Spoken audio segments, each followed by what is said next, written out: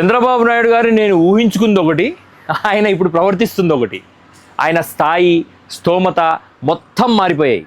నరేంద్ర మోడీ అని ఒక మహా ఎవరెస్ట్ లాంటి నాయకుడు చంద్రబాబు నాయుడు గారిని తొక్కటం అంటే ఏంటో చూపించాడు. మేమందరం చాలా ఆశ్చర్యపోవచ్చు. చంద్రబాబు నాయుడు ఎక్కడ తొక్కబడ్డాడు, మళ్ళీ గెలిచాడు, నరేంద్ర మోడీకి ఇప్పుడు సపోర్ట్ ఇస్తున్నాడు అంటే తాను అధికారంలో ఉండి ఒక పార్టీని, ఒక ప్రభుత్వాన్ని నిలబెడుతున్నాడు చంద్రబాబు నాయుడు గారు. కానీ చంద్రబాబు నాయుడు గారి బిహేవియర్లో కానీ, ఆయన మాట తీరులో కానీ, ఆయన ప్రవర్తనలో కానీ ఎక్కడైనా అగ్రెసివ్నెస్ కనపడుతుందా? లాస్ట్కు బీహార్ నుంచి వచ్చిన నితీష్ కుమార్ అన్న కొంచెం అగ్రెసివ్గా బిహేవ్ చేస్తున్నాడు, కొంచెం సెల్ఫ్ రెస్పెక్ట్ ఉన్న అటాక్ చేస్తున్నాడు. చంద్రబాబు నాయుడు గారు మాత్రం అసలు అమిత్ షా వచ్చినా లేచి నిలబడతాడు, నడ్డా వచ్చినా లేచి నిలబడతాడు. ఇంకా మోడీ వస్తే వెన్నుపూస విరిగిపోతుందేమో అన్నంత గొంగుతున్నాడు. ఆయన నేర్చుకున్న యోగా అంతా మోడీ ముందరే చూపిస్తూ ఉన్నాడు. అంత కిందికి దిగారు చంద్రబాబు నాయుడు గారు అంటే it's all the capabilities of Narendra Modi. 150 సంవత్సరాలు ఈ దేశాన్ని కొల్లగొట్టిన కాంగ్రెస్ ప్రభుత్వం సాధించలేని సక్సెస్ని నరేంద్ర మోడీ గారు చంద్రబాబు గారి విషయంలో సాధించారు. నీకు డబ్బులు కావాలి, డబ్బులు పారేస్తా, నా ప్రభుత్వానికి సపోర్ట్ కావాలి, సపోర్ట్ నువ్వు ఇచ్చి తీరాలి, నీకు వేరే ఆప్షనే లేదు అనే స్టేజ్లో ఉంది ఇప్పుడు నరేంద్ర మోడీ గారి బిహేవియర్ చంద్రబాబు నాయుడు గారితో. రీసెంట్గా అంటే మొన్నో మన బీహార్లో నితీష్ కుమార్ గారి ప్రమాణ స్వీకారం జరిగింది. యాక్చువల్లీ ఈ ప్రమాణ స్వీకారంలో ally partners, NDA ally partners TDP, Janasena, BJP, Andhra Pradesh నుంచి కూడా వెళ్ళారు. కానీ నాకైతే మీటింగ్లో ఎక్కడా పవన్ కళ్యాణ్ కనపడలేదు. ఒకవేళ కనపడినా ఖచ్చితంగా ప్రైమ్ లొకేషన్లో లేడు. ఇదే మోడీ గారు ఆంధ్రప్రదేశ్కి వచ్చినప్పుడు పవన్ కళ్యాణ్ అంటే ఆందీ బూందీ అని చాలా స్టేట్మెంట్లు మాట్లాడి పవన్ కళ్యాణ్ గారిని లేపి కొట్టి పైకి వెళ్ళి కూర్చున్నాడు.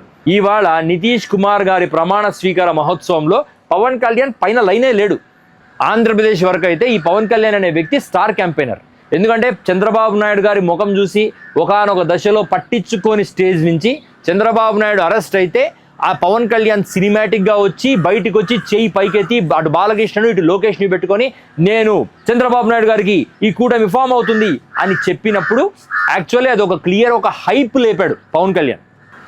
యాక్చువల్లీ పవన్ కళ్యాణ్ అనే వ్యక్తి ఆ రోజు చంద్రబాబు నాయుడు గారు అరెస్ట్ అయినప్పుడు వచ్చి నేను ఈ కూటమిలో ఉంటాను, చంద్రబాబు నాయుడు గారికి నా మద్దతు, అన్కండిషనల్ సపోర్ట్ అని చెప్పిన రోజు నిజానికి ఆ ఫ్యాక్టర్, చంద్రబాబు నాయుడు గారిని అరెస్ట్ చేసిన ఫ్యాక్టర్ వీళ్ళిద్దరి బంధాన్ని స్ట్రెంథెన్ చేయటం, వీళ్ళిద్దరు కలిసి వ్యూహాలు స్ట్రాంగ్గా రాయటం, అది వర్కౌట్ అవడం ఆంధ్రప్రదేశ్లో.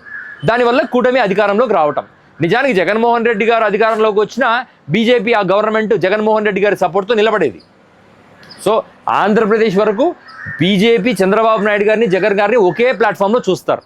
ఇన్ఫ్యాక్ట్ జగన్ గారినే బెటర్గా చూస్తారు. ఎందుకంటే Jagan is a trustable factor, వేరే చంద్రబాబు ఈజ్ నాట్ ట్రస్టబుల్ అనేది మోడీ గారు చాలా బలంగా నమ్ముతున్నారు. బీహార్లో జరిగిన నితీష్ కుమార్ ప్రమాణ స్వీకారానికి ఎందుకు పవన్ కళ్యాణ్ని పట్టించుకోవట్లేదు అంటే అవసరమైనప్పుడు స్టేట్మెంట్లు ఇవ్వటానికి, అరవటానికి మాత్రమే పవన్ కళ్యాణ్, అడ్మినిస్ట్రేషన్లో కానీ పొలిటికల్ ప్లాట్ఫామ్లో గ్రోత్కి కానీ ఎక్కడైనా కానీ ఎదగటానికి అన్ని రకాలుగా ఓన్లీ చంద్రబాబు నాయుడు గారు, లోకేష్ గారు మాత్రమే ప్రొజెక్ట్ అవుతున్నారు. అండ్ ప్రతి మీటింగ్లో వాళ్ళిద్దరే ప్రొజెక్ట్ అయ్యారు.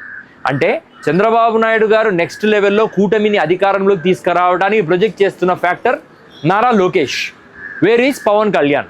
పవన్ కళ్యాణ్ కూడా తన ఒక పార్టీ వ్యవస్థాపకుడు, ఆ పార్టీకి కూడా అధికారంలోకి రావాలన్న ఒక కోరిక ఉంది, ఆ పార్టీకి కూడా తాను సీఎం అవ్వాలన్న కోరిక ఉంది అని జనాల్లోకి ప్రొజెక్ట్ చేయాలని ట్రై చేస్తున్నారు కదా.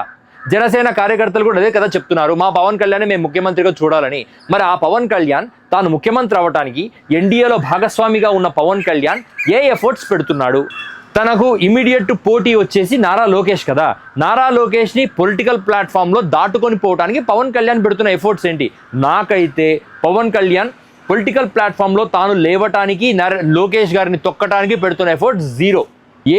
ఏ పార్టీ అయినా సరే కూటమిలో ఉన్నప్పుడు తాను సెంటర్ అవ్వాలి, తాను పవర్ సాధించాలి, తాను చాలా రెస్పాన్సిబుల్ స్టేజ్కి రావాలి అనే స్టేజ్లో ఉంటుంది. కానీ పవన్ కళ్యాణ్ గారు ఎప్పుడైనా సరే తాను సెంటర్ అవ్వాలన్న మాటలు మాత్రమే మాట్లాడుతూ ఉంటాడు, కానీ చేతలు మాత్రం ప్రతిదీ చంద్రబాబు నాయుడు గారికి, లోకేష్ గారికి అనుకూలంగానే బిహేవ్ చేస్తుంటారు. సో ఇప్పుడు నెక్స్ట్ టీడీపీ అభ్యర్థిగా కానీ కూటమి అభ్యర్థిగా కానీ ఖచ్చితంగా లోకేషే, not Pawan Kalyan by any chance అని చెప్పడానికి ఎవరో ప్రయత్నం చేయట్లేదు. It's none other than Pawan Kalyan himself is doing. So ఈ మాత్రం దానికి జనసేన కార్యకర్తలు, వీర మహిళలు అంటూ ఇంత ఎకో సిస్టమ్ని బిల్డ్ చేయటం ఎందుకు? ఇంతమంది ప్రజల్ని ఒకేసారి మోసం చేయటం ఎందుకు? ఒక సెక్షన్ ఆఫ్ సెలెక్టెడ్ మీడియాని పెట్టుకుని ప్రొజెక్షన్ చేసుకోవచ్చు కదా. ఎన్డీఏలో మీ పాత్ర చాలా ప్రధానమైనది, బలమైనదని మీరు చెప్పటానికి చేసే ప్రయత్నంలో మీరు ఎక్కడా కనపడకపోతే మీ నాయకులు కానీ, మీ పార్టీ ఎమ్మెల్యేలకు కానీ, మీ కార్యకర్తలకు కానీ, మీ వీర మహిళలకు కానీ భరోసా ఏంటి?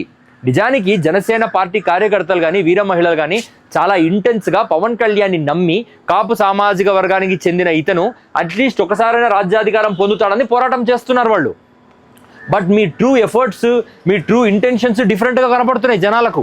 మీ ఇంటెన్షన్స్లో ఎక్కడ కూడా మీకు పవర్ రావాలన్న పోరాటం లేదు, తపన లేదు. కేవలం చంద్రబాబు నాయుడు గారి క్రైసిస్ వచ్చినప్పుడల్లా సినిమాటిక్ డైలాగులు మాట్లాడుతూ గట్టిగా అరిచి కొన్ని ఫ్యాక్టర్స్ని, మతం, కులం లాంటి ఫ్యాక్టర్ని అడ్డం పెట్టుకొని బతికేద్దామన్న ప్లానింగ్లో ఉన్నారు. ఈ బబుల్ని ఎక్కువ కాలం అలా ఉంచలేరు, ఏదో ఒక రోజు పగిలిపోతుంది. సో పగిలిపోయినప్పుడు మీ ఒరిజినల్ రూపం చూసి జనసేన కార్యకర్తలు, వీర మహిళలే అసహించుకునే స్టేజ్కి మాత్రం మీ పరిస్థితిని తెచ్చుకోకండి. ఎందుకంటే ఆల్రెడీ మీ అన్న నాగబాబును 90% జనసేన వాళ్ళు 100% ప్రజలు అసహించుకుంటున్నారు. ఎందుకు అంటే ఒక జనసేన కార్యకర్త లేచి, సార్ నాకు వాయిస్ లేదు, టీడీపీ లోకల్ టీడీపీ నాయకులు కార్యకర్తలు మమ్మల్ని తొక్కేస్తున్నారు అంటే కూర్చోను, మూసుకొని చెప్పింది చెయ్యి, జనసేన అంటే పార్టీ కాదు, ఇది ఒక సర్వీస్ వ్యవస్థ అన్న విధంగా మాట్లాడటం ఎంతోమంది మనసుల్ని కలిచివేసింది. నా ఫ్రెండ్స్లో కూడా ఎంతోమంది జనసేన కార్యకర్తలు ఉన్నారు. They are feeling bad about this situation.